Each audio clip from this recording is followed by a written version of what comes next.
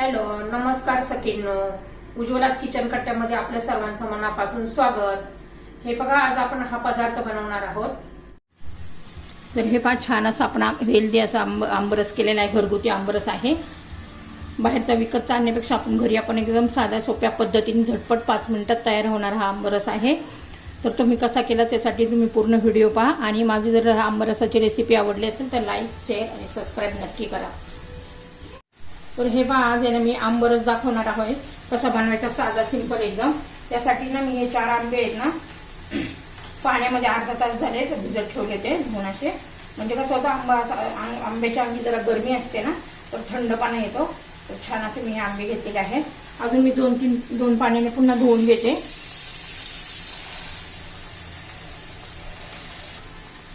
हे पहा, ह्या पद्धतीने असे चोळून घ्यायचे. तर यातलं पाणी काढून टाकते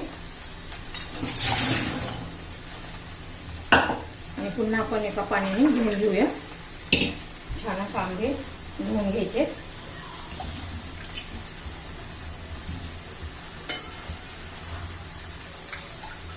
आता पाणी ओतून घेऊया.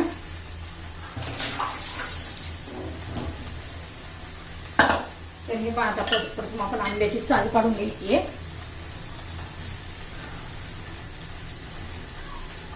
छोटा भाग काढून घ्यायचा आहे. त्या पद्धतीने सर्व आंब्याला आपण काढून घेणार आहोत. असं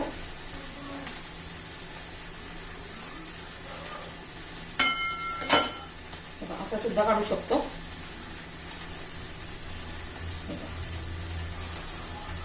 काही राहत नाही बघा ह्या आंब्याला, सालीला. झटपट तयार होतो. आता सर्व आंब्याच्या ना मी साल अशीच काढून घेते. तर 5 सर्व आंब्याची मी साल काढून घेतलेले आहे. आता काय करायचे, असे काप करून या पद्धतीने कट करून घ्यायचे आपल्याला.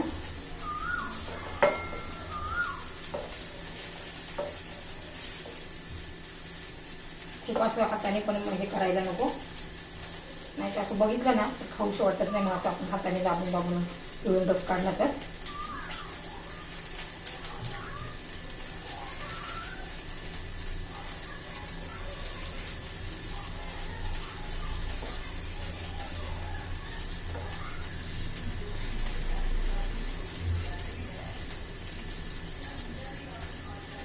मग या पोळीला काही राहत नाहीये.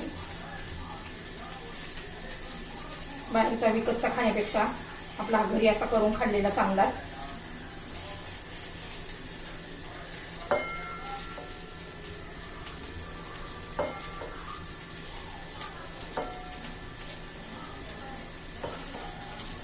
झालेला आहे.